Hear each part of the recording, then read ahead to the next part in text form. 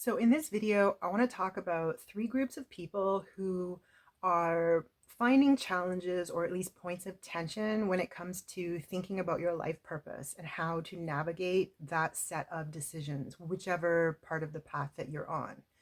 So this is going to continue our discussion on life purpose from like the last two videos. So you definitely might want to go back and watch those.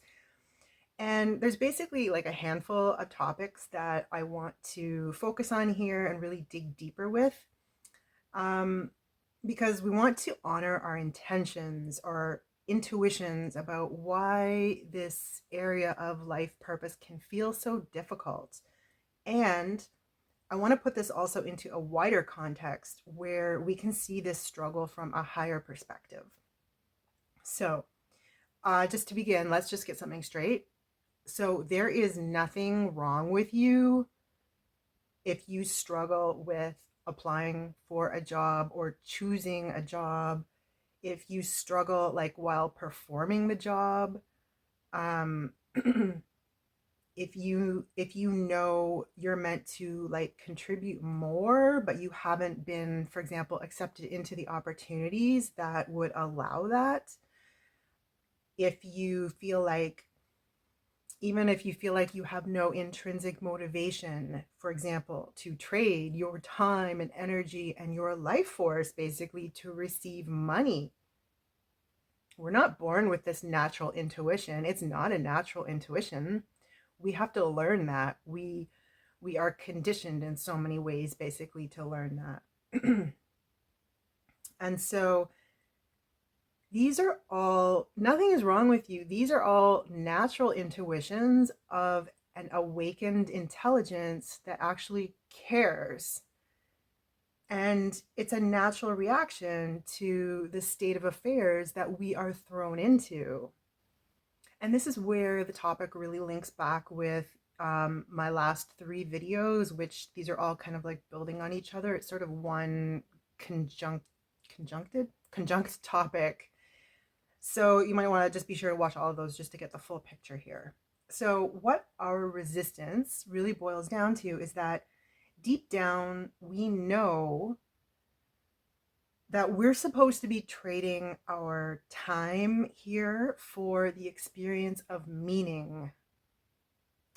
But we are thrown into a situation where we are coerced into trading time for money. Money is a social construct. I don't have an argument. I'm not trying to say everything's like a simulation here. It's just that money is a social construct. We have to learn this specific construct. It's not natural. We don't have natural intuitions for trading our time for money. So I just want to say this again, just to make it really clear, because it sounds simple, but it's actually really deep.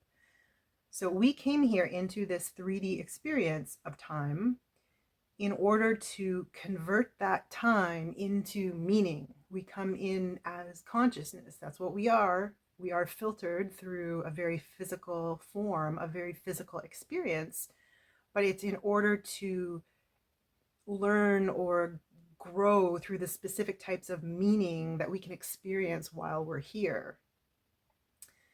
This is why we're after meaning and not meaninglessness. So, but the problem is that instead, we end up trading time for money. So what happens to meaning, right? And that's why it can literally feel like a waste, because deep down on a soul level, if you will, or from the highest perspective that we can access, we know, we have a natural intuition about the fact that that's a waste. That is not an equal trade-off. Time, in this sense, this 3D projection of time is the medium that our consciousness works through here. And so that's literally like our currency. So what our consciousness wants is the experience of meaning. Consciousness is already intrinsically full of meaning. It's meaningful. So consciousness wants to encounter itself from different perspectives. This is why it's so meaningful when you have like deep conversations with others. Now, there's many layers to this meaning, so I'm just going to talk about like the first two, I would say. So, for example, the memory or memories that we produce along our path here throughout our life, this is really like the first layer of meaning, right? This is why like we love nostalgia, or some people celebrate nostalgia, or the iconography of nostalgia. It's why we have like a natural fondness usually for like some of our earliest pictures, like when we were a child, or maybe when other family members were children themselves. But we're meant to take this level of meaning even deeper and higher. So that's just kind of like our chronological biological level of meaning. For example, it's literally like the trace of like how we passed through this 3D space-time experience. And so of course we have a natural intuition about the meaning that's inherent in that.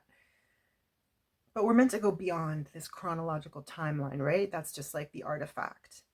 And it's really also just the 3D matrix version of time. And this is why the concept of age really belongs to the 3D matrix.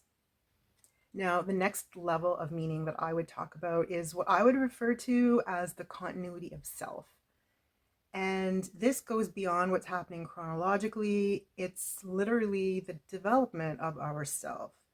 So it's literally also on its own timeline, and it has its own temporality. And a big piece here is that we need to take or make time to actually do self reflection. We are literally like, pay attention to the metaphors here, right? We're taking time out from like the matrix. The matrix is container of time. We're taking time, or we're literally finding a way to make time to spend on ourselves, which is like what consciousness wants to do. So we are meant to actually study ourselves from a higher spiritual point of view. And especially if we especially want to study like our prior attempts at growth, our all of our prior investments, psychic investments, romantic investments, creative investments, what we've done with our energy. These are all investments. We did it for a reason, right? That means something. And in this way, we bring ourselves more clearly into focus, where we can begin to organize all of these facets of ourselves according to our highest values, or our highest vision, or our highest understanding of what we're doing. And then we also end up deleting aspects of ourselves that eventually we learn maybe were just trauma responses, reactivities that don't really belong to us.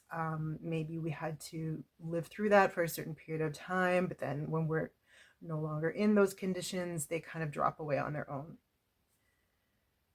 And there are more levels beyond this, but like most of us are probably still working on this level, dealing with issues in the continuity of self, because the way our current society works is it's meant to like interrupt this flow. It is meant to interrupt that process. It does not want you reflecting. And this is not conscious. It's not like somebody's like intentionally sitting somewhere like pulling levers and buttons to like ensure that you can't like reflect on yourself.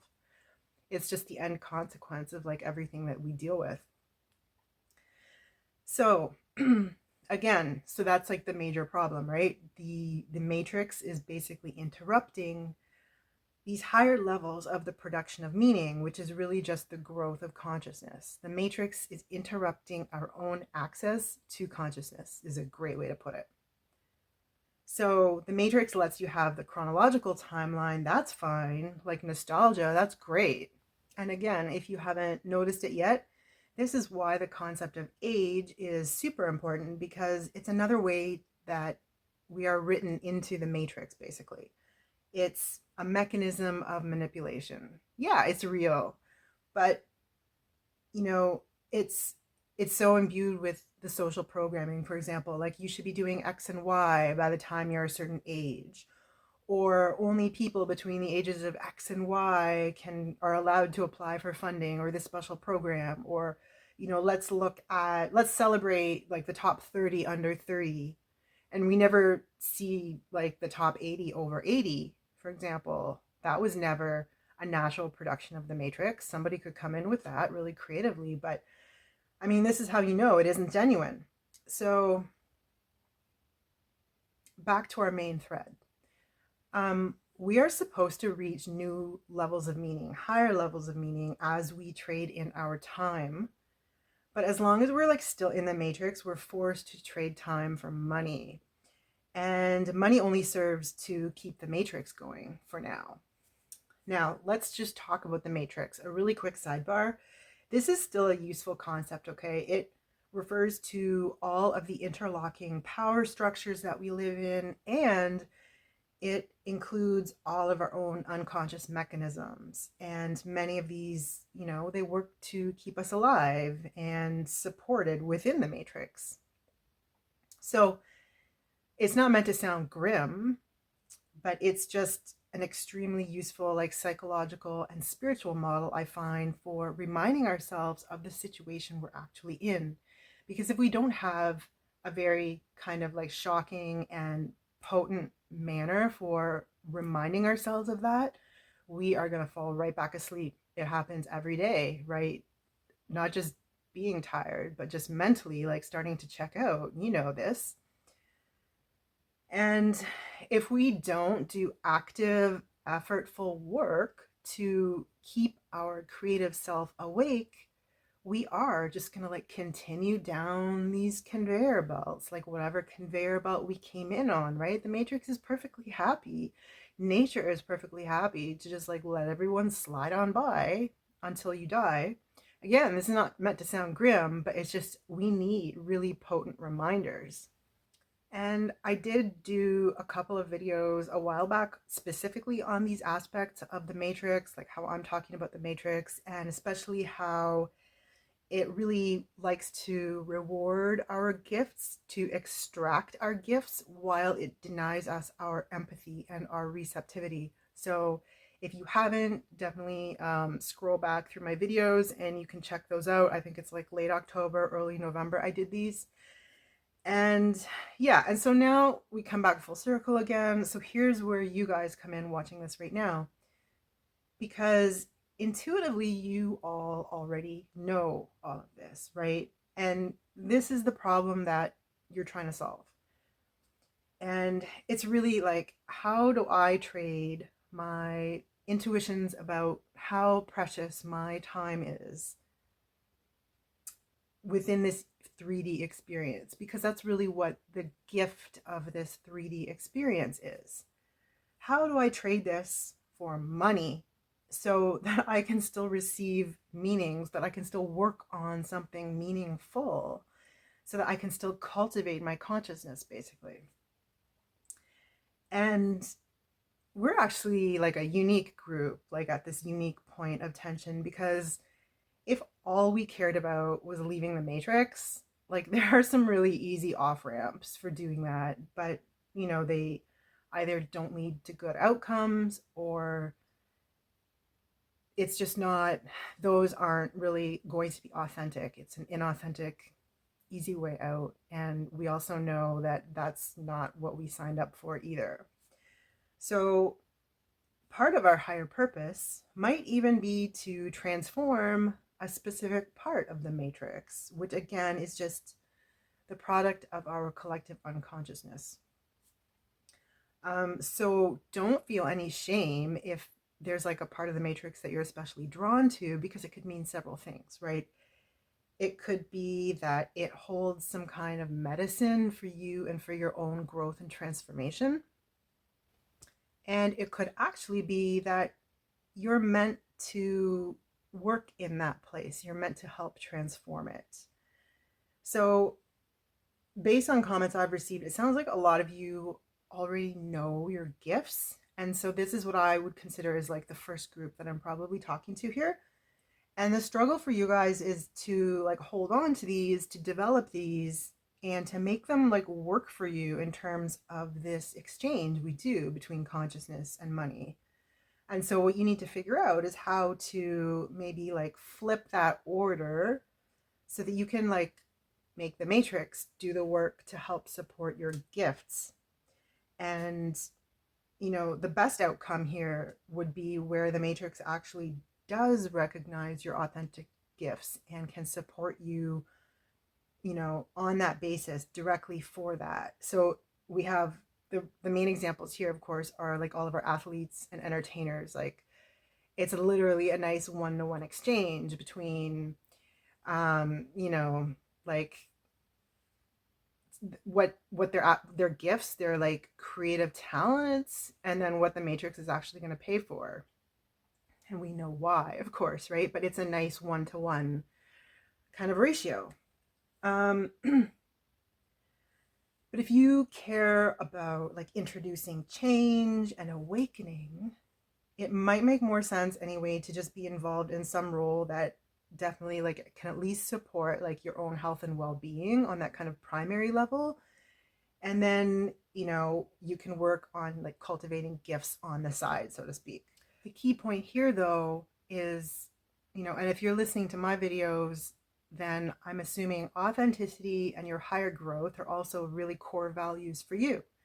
And so you don't want to just be like listening to Joe talking about his side hustle. He brings in $2,000 a month and then just do exactly what he does. Like that's inauthentic. It's not necessarily rooted in what you need or what you can really contribute to. And, you need something that is truly authentically rooted so that it's sustainable for you, because it won't just be output. When it's like authentic like that, it creates a nice loop and it's going to start giving back to you as well.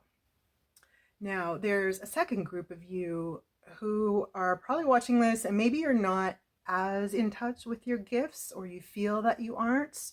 Maybe you've been like working like a job for 30 years and now you're ready to retire. Or maybe you're actually still in like a decent, really comfortable job that fits. But you have lots of time for yourself and you know that you could be doing something more. You're here to be doing something that isn't just like the job that supports you financially. And so you want to know, you just don't know where to start. You don't know like which interest to focus on. Maybe you've got 6 or 7. So my tip for this situation, look, our natural creativity, like the part that wants to express itself, it seeks expression. So it's likely been atrophied, like it's likely gone numb, or it has weakened by years of living on this repetitive schedule that doesn't really match your own physical or emotional needs.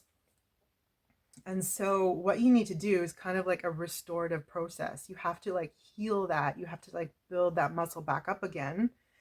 And the way I would describe this is you need to restore a kind of like a living loop between your expression and the world.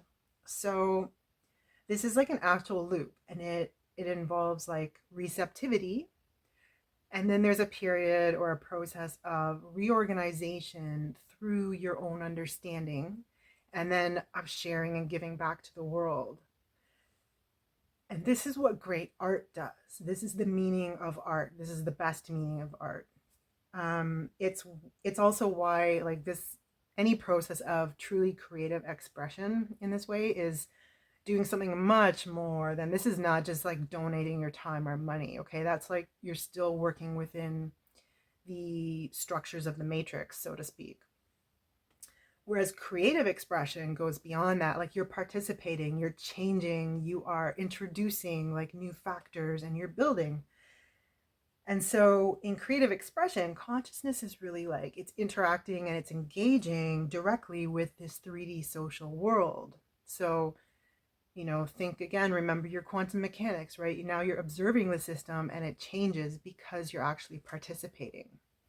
You're basically bringing in aspects of the world so that they can activate parts of yourself, and vice versa. So yourself ends up leaving part of its own energetic imprint on the world.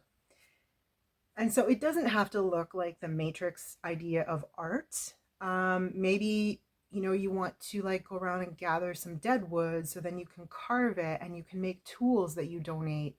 We saw this in some reels from the fires in LA. Like people were making these sifters out of wood and wire that people could use to go through the ashes and still find some of their family heirlooms.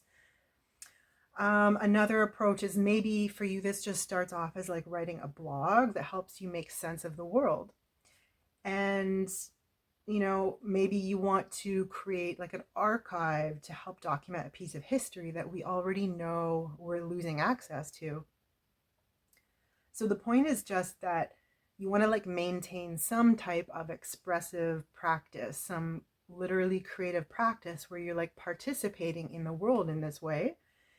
And this can just be the starting point that you need. Basically, it will anchor you if you're in a place of overwhelm. It will guide you if you're feeling lost in confusion, and then more answers will come as you continue to develop this practice. Having a practice like this is also a great tool for developing your self-trust. It itself will help you deepen your own relationship with authenticity. And, this is what the universe really responds to. So, this is the way that consciousness really comes to recognize itself and then to grow. So, this is why it's so important. And again, like your practice can be anything that you're naturally drawn to in such a way that you're actually expressing yourself and you're kind of using, yourself is you are the artist, like you are participating and you're changing a piece of the world, and you do it in a really consistent manner. So it becomes a practice, and that's where the power lies. Okay, finally, and then we'll wrap up. So there's a third group of you watching who may be in the situation of like, actually, you still need to clear out more of your conditioning. You need to clear out even more of your old programming and trauma responses before you feel like you can easily access these higher creative energies that can guide you into practices that help you activate more of your higher self. Maybe that's just feeling still a little too vague or out of reach. It does require a certain energetic level to work with the imagination on that level. And so, like, if you still have high levels of fear still present in any form, like this acts as a constricting element on that higher creative flow on consciousness itself. It's like closing down the faucet, so less and less water is really coming out. And there's other like really heavy vibrations that work in the same way. Like shame is particularly dangerous. That's going to totally shut off the water supply. And anger and resentment also can. But the more that you can find ways to just feel totally comfortable with yourself, to feel totally safe, learning to self-validate, learning to restore self-trust, trust in your perceptions, you will see further, you will access more information gradually about your next steps. So no matter which of these like frequencies or places you're in with this, when it comes to like navigating questions around life purpose, aligned work, just don't give up. Nothing is wrong with you. Anything you're experiencing here is like the natural outcome of like the way everything is set up, basically, which is largely unconscious. Again, this is the matrix. Yeah, and again, if you can just keep that assumption in mind, it just really helps like reorient you. This is not your fault. The matrix is totally happy to just watch everybody like float on by on these conveyor belts, basically. So it's a lot of work to like really see that and then to really intervene on your own behalf and to really bring the energy forward that really lets you create around that, to like leave these so-called conveyor belts. And like I'm not even simplifying. Like anyone who's like actively working to like change what they need to, like if you're like really getting into your core piece, how difficult it ultimately is. It's very easy for like some aspect of the matrix to like hook you back in. So what we need here, again, I know it sounds grim, but like the good part here is that we can make these changes. The more empowered we become, the more of our own energy we can bring into this. And again, it's also why it's so important to work in like-minded groups, which is why I'm holding a lot of my webinars with this in mind, because this is how we can help activate each other, how we can help each other remember.